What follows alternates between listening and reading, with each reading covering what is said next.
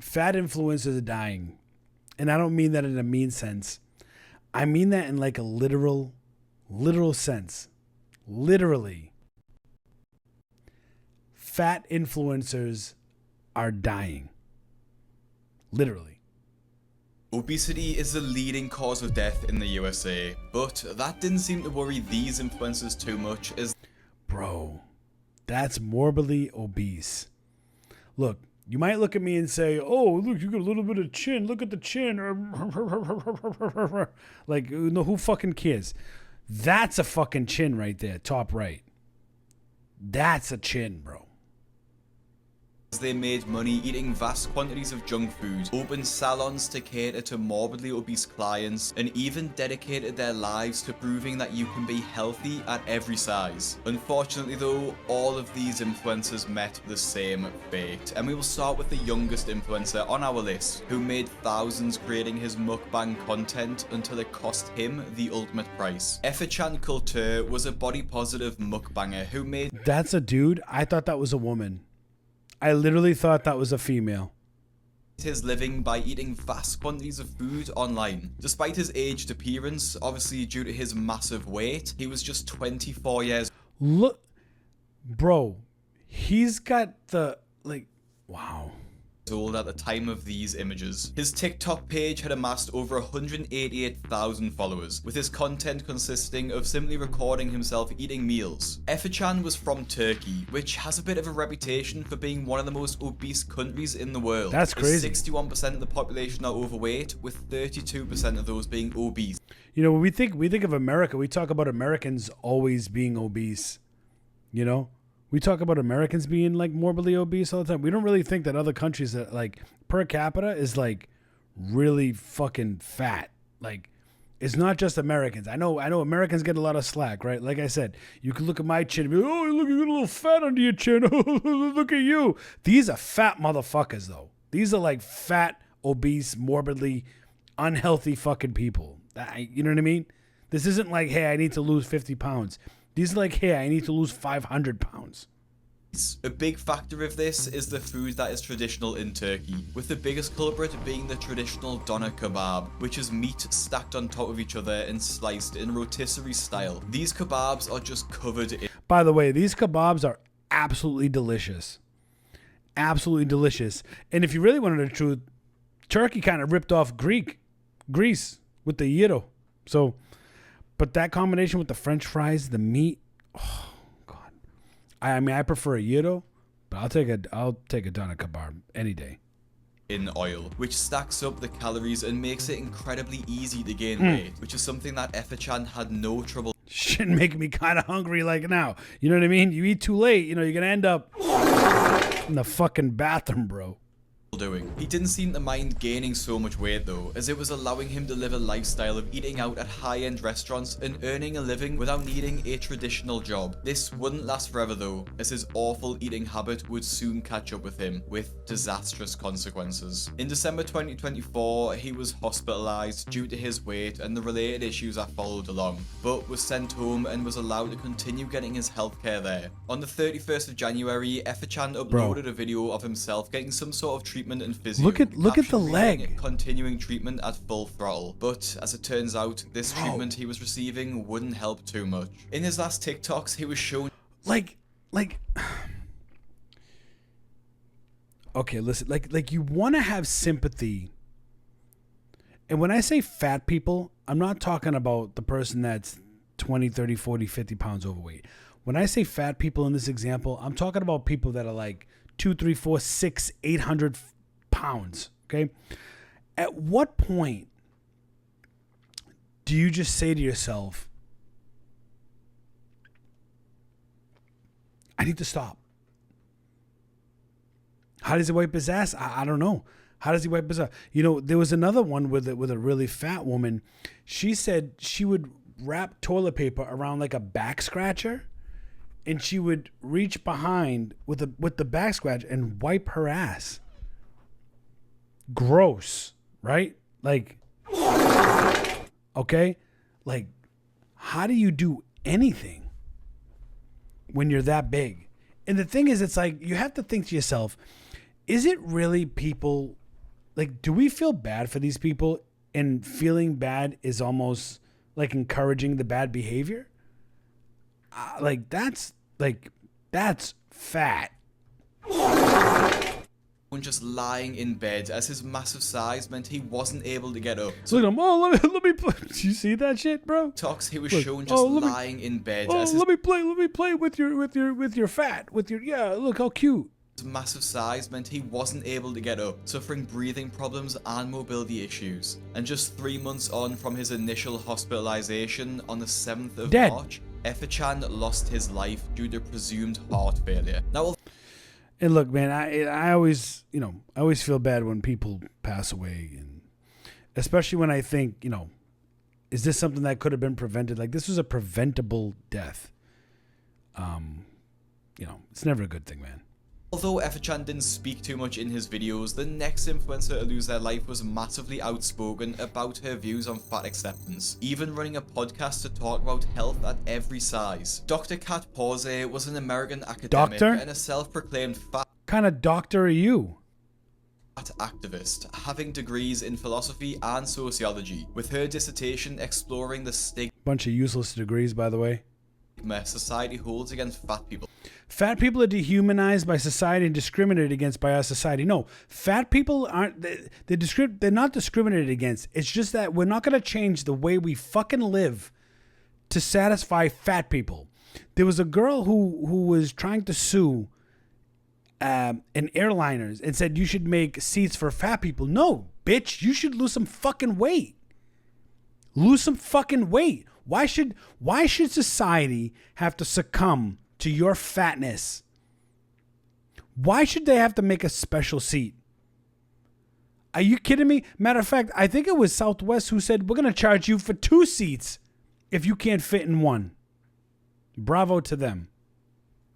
While yes, there's no denying that society does have a stigma against people who are obese, Kat took her beliefs a step further. Like, you're a doctor. What? Where do we live? What are we talking about? And argued that you can be healthy at every size, including morbidly obese, being a big name in the health at every size movement. This is healthy. This is the deranged syndrome that society tries to push on you. This is healthy. No, this is diabetes. That's what that is. Diabetes. Type 2. Kat found ways to monetize her fatness too, which is her own words, not mine, with one of them being launching the Friends of Marilyn podcast. And she actually ended up traveling the world interviewing other obese people for her show. The key point of her studies and her shows was that fat people aren't being given the same rights as average weight people, claiming but it could, because we shouldn't have to uproot normality for fatality, if that makes sense. That people are rejected housing and even fired from their jobs for being too large. She actually wrote a... Okay, imagine this, fired from your job. Imagine you're in a burning building, okay? You're in a burning building. You're on the 7th floor. You've got somebody that's pushing 300-400 pounds in as a woman, okay? First of all, women should not serve. They shouldn't be serving as firefighters, police officers. They just shouldn't. Construction workers. There's no place for women in those. And I'll get shit for it, but whatever. We could talk about that another time. But if you're overweight, 300-400 pounds, and you need to save my ass, and you need to climb up a ladder, how are you gonna save me on the 7th floor on that little ass ladder? How are you got to do that? You cannot perform your job. Now, I see overweight police officers all the time, and I'm looking at them, and I'm like, how the fuck are you still serving as a police officer? What is going on? Not so much in Florida, because a lot of Florida cops, they're in great shape. This is more up north. You know what I mean? Study titled I Don't Care About Health, where she claims that she's always had a sneaking fucking doctor just wrote a document that says I don't care about health. What? suspicion that despite being morbidly obese, there was actually nothing wrong with her body health-wise. In the same document, she wanted to convince people that being fat doesn't actually make you unhealthy, but provides zero supporting evidence for this. However, we would soon have some very strong evidence that went against this claim. Like I said in the introduction, obesity is the biggest cause of death in the USA. The numbers on it are actually staggering too, with almost 3/4 of the American population being obese. Over 70 million adults are classed as it. The American population being obese. Over 70 million adults. Over 70 million adults are classified as obese. Are classed as it. Honestly, these numbers should be a wake-up call to change your habits. And I do have a completely free newsletter that I send out every day from personal experience how difficult it can be to change your eating habits. And I made this with my meals. The link completely free. Now, Pausé unfortunately did not change her eating habits and carried on her crusade against society for their abuse and discrimination of fat people. This was all up until 2022, when at the age of just 42 years old and living in New Zealand, dead, she passed away in her sleep. She was working as a fat studies academic at fat studies academic. What the fuck are we talking about here? What are you talking about here? University in New Zealand at the time, and no cause of death was officially given. This would be the same as the next influencer to tragically lose their life. However, his content was less academic and more about food. Waffler69 or Taylor Lejeune was a 33-year-old food TikToker who posted videos of him eating huge and strange meals, accompanied by his excitable personality. I don't understand why people feel the need to do this type of like, are we as a society interested in this shit? Like, are we really like, oh, what's he gonna eat today? How many pounds? Let me see how much sicker and how much fatter he can get. Like, that's a weird thing, man.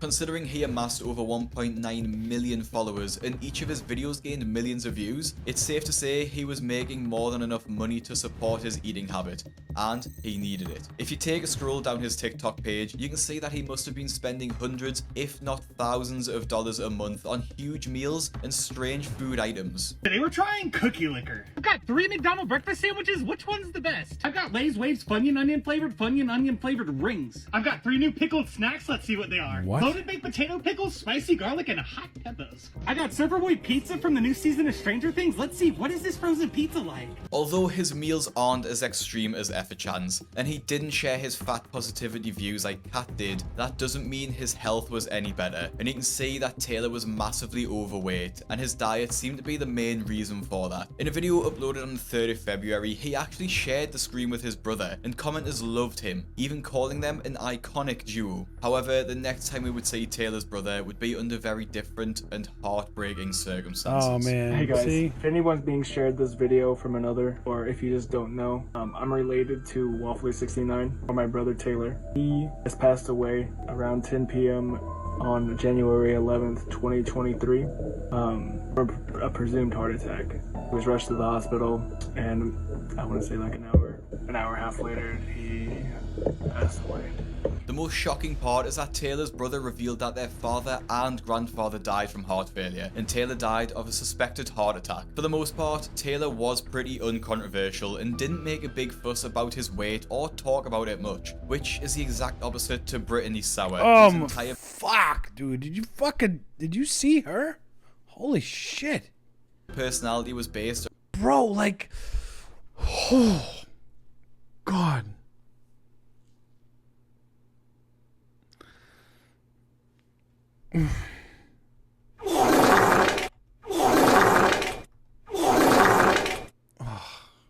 Diarrhea, bro. Around her weight. Britney Sour was another professional TikToker who was 28 years old and lived. I blame society, bro. To be honest with you. You get society that's like cheering them on and telling them fucking lies. Like, oh, baby, don't worry. You look good. You look good. You're so pretty. No, stop lying. You people keep lying to them. Like, just like, stop. Lived in Springfield, Tennessee. Her hobbies included mainly gaming, but her biggest hobby was creating. Yo, her head's so big, she's stretching out those headphones like Hey guys, welcome to my YouTube channel. If you like this video, please like it. And if you really like my channel, please subscribe by pressing the subscribe button. If you don't know where the subscribe button is, get the fuck out of my face.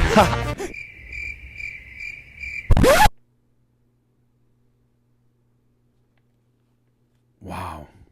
Creating videos on TikTok. Look at the legs. Look at the legs and the feet. Bro, I'm fascinated. This is wild. What? And showing off her body and supposed weight loss journey. Her TikTok account was called Sick and Tired of Waiting, and she boasted a following of almost 500,000. But the main interesting part was her account description, which read regaining my mobility and life, BED recovery, and type 2 diabetes. See, that's a hidden way. Now, although she did like That's a hidden way. That's a hidden cry for help right there, man. to make jokes about being fat, it's the second part of her bio that we should focus on. As she said herself that she was in recovery for a binge eating addiction, and genuinely did seem like she was trying to make steps to change, even sharing her weight loss journey very openly. Oh my god, I am 21.6 pounds down now. I'm excited. That's a W. To 433.6 down from 455.2. Okay, that's a W. W. Bro, you lost 22 pounds from 500 down to 478. Keep going. W. And I'm so excited. I will say that the rate that she lost weight, however, was incredibly slow, as she lost those 20 pounds that she talked about over around 150 days. So it's clear that despite her efforts to eat in a calorie deficit and exercise, it objectively wasn't working. It seems like Britney herself knew this too, as at the end of 2022, she posted this TikTok, seeming to finally open her eyes as to just how serious her situation. Look, she even got fucking cold sores around her mouth. Fucking herpes. Shit's, oh. Jesus. Was becoming. I ruined my life. Like, those are probably sores from, like, With food, binge eating, and lack of self-care. And I'm hoping that it's not too late for me this time. Like, get the I ain't surgery. been to the store in 2 years, maybe more now, I guess. I went to the post office once and that was hard. I went to urgent care and I thought my legs were gonna give out from under me because I had to stand there the entire time after walking in. You know, I kept just looking back at the chair and just praying that I could just make it another second. At the start of the TikTok, Britney prays that it hasn't become too late to change, but unfortunately, that would be the case. On the 2nd of January 2023, just 6 days after the previous TikTok, Britney unfortunately passed away in her sleep, with many people pointing to a heart attack as the cause of death at the age of just 28. While 28. You had a heart attack at the age of 28 years old. Like, man, the fucked up thing is that she was actually trying. She actually seemed like she was trying, but it's just, I mean, you know, half a year and you only lost 20 pounds. You know, apparently you didn't try hard enough. Britney was making an effort to change her life, the next influencer to lose her life was in the complete opposite frame of mind. This one's even bigger. Society makes you hate Holy shit. yourself if you don't look a certain way. And I am damn determined Oh, to change that. Jaime Here we go. I'm damn well determined to change that. Accept my fatness. I'm healthy. I'm fat and fucking healthy. Accept me. Yeah, look at me. I'm a role model. Eat what I eat. Jaime Lopez was a 37-year-old reality TV influencer who starred in the show Super Sized Salon, which, as you can probably guess, I don't featured remember that, sassy but women wow, who were lot all of morbidly obese. big-ass Jaime people, actually bro. owned the salon behind the show too, named Baby Doll Beauty, and despite being the owner, she was pretty much Look at the gut, bro. completely immobile, having to agree. What's happening? Is OBS, something's not working, bro. Hold on. What happened? We have to go back. What just happened? I have to rewind it. What happened with the with OBS, bro? The fuck? Hold on.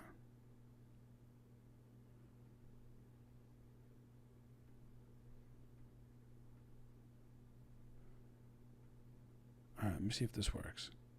We'll pick it up from 721. It looks like it froze. Ready? Let's see.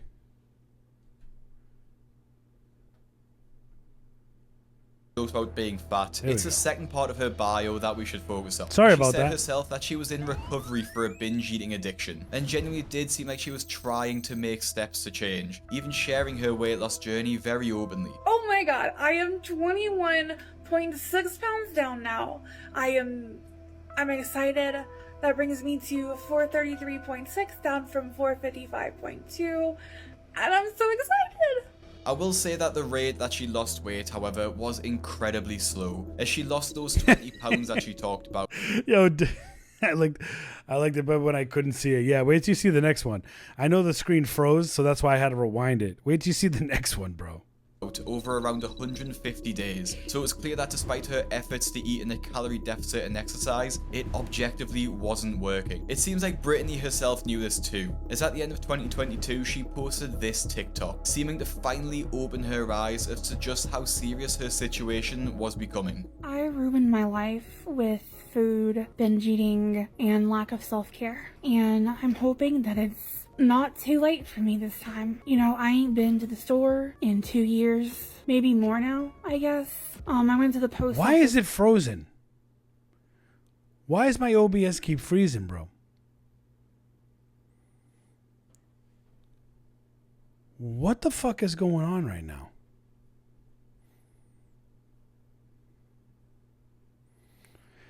Hey, you know what we're going to do? We're going to lighten the load a little bit. Hey, if you're on Rumble, come on over to Kick or YouTube. We're going to end the Rumble stream in a minute.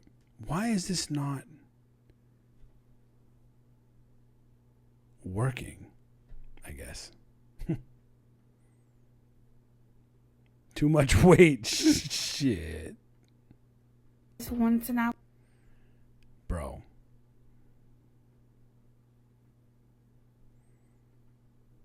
It's literally freezing again. What the hell?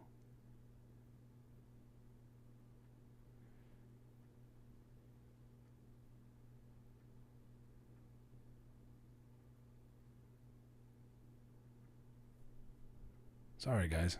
That was hard. I went to urgent care and I thought my legs were gonna give out from under me because I had to stand there the entire time after walking in. You know, I kept just looking back at the chair and just praying that I could just make it another second. At the start of the TikTok, That's Britney wild. prays that it hasn't become too late to change, but unfortunately, that would be the case. On the 2nd of January 2023, just 6 days after the previous TikTok, Britney unfortunately passed away in her sleep, with many people pointing to a heart attack as the cause of death at the age of just 28. While Britney was making an effort to change her life, the next influencer to lose her life was in the complete opposite frame of mind. Woof. Society makes you hate yourself a certain way, and I am damn determined to change that. Jaime You were like Lopez was a 600-800 pounds, reality bro. TV influencer who starred in the show Super Sized Salon, which, as you can probably guess, featured sassy women who were all morbidly obese. Jaime actually owned the salon behind the show too, named Baby Doll Beauty, and despite being the owner, she was pretty much completely immobile, having to greet clients while sat in her chair. Our new location today is the opening.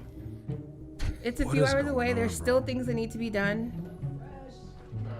I'm really excited about it, and it's Who gonna be an celebrates epic event. this? Jaime also shared her reasons behind launching the salon too, and they're probably what you expect. All of our chairs are fully equipped to hold up to 800 pounds.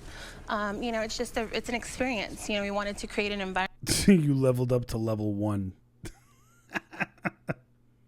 where big women can come and feel like You've we treat leveled like up to level royalty, 1. instead of go through discrimination like we do when we go to like regular salons that can't accommodate us. So Because you're fucking 800 pounds. That's why. That's not normal. That's not a normal way. That's not a normal weight. Well, and you use the word discrimination. Let's talk about that feeling. You said you have experienced feeling very uncomfortable or feeling, is it ostracized because of your size at times? Absolutely. I mean, regular. Look at salons look at how huge that. Okay, look at the lady on the left. She got a little bit of roll. You know, everybody's sitting down. That's like normal, right? Like normal wear and tear. And then look at on the right, and the person on the right is trying to say that what she looks like is normal. She's not even the person on the right. I bet you they had, see on the left, I bet you they had a chair just like that with arms that you can like rest your arms on. And I bet you they couldn't use it because her fat ass couldn't fit in that chair. And she had to sit on like a couch acting as a chair. that I go to before I opened my business, it was like to the point where I stopped going because I We were watching someone dying. It's unbelievable. It's crazy. felt so uncomfortable. But what's even more dangerous is that they think it's normal. They think that like it's almost like one of those things where it's like, okay, I feel like I can't lose the weight, so I have to try to normalize what I look like to make myself feel good about myself. I have to try to make, so I'm going to say, girl, I can't lose the weight, but everybody discriminated against fat people. No, it's just showing your lack of discipline to even try. And you know, they couldn't, some of the salons had to turn me down because they didn't have a chair for me. Right. So I knew I wasn't the only big girl that went through this. Bro, you are beyond big girl. Beyond. I wanted to create an environment where everybody can come and get pampered and gorgeous and waxed and everything. Outside of launching a plus size Yo. Imagine waxing that. salon, she actually launched a plus-size nightclub too, which was marketed towards the morbidly obese, seemingly as a way to normalize it. The comments on this video announcing the nightclub were pretty... It did freeze again. Fuck. Well, this is the last video anyway, guys, unfortunately. Let me see.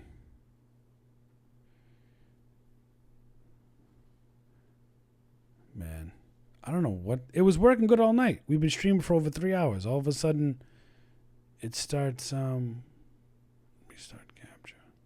Okay. I don't know what the hell happened. But. Pampered and gorgeous and waxed and everything. Outside of launching a plus-size salon, she actually launched a plus-size nightclub too, which was Imagine that. Would you go into that plus-size nightclub?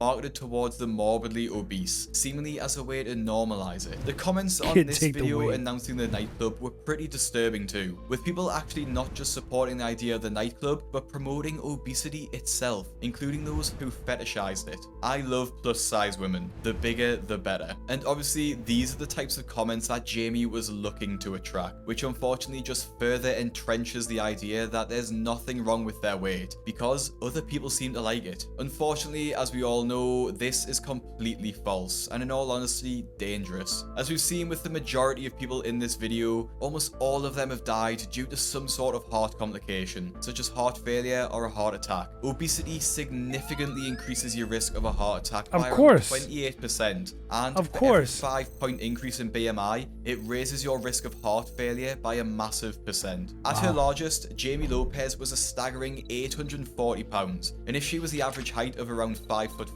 that puts her BMI at 840 pounds. Wrap your head around that.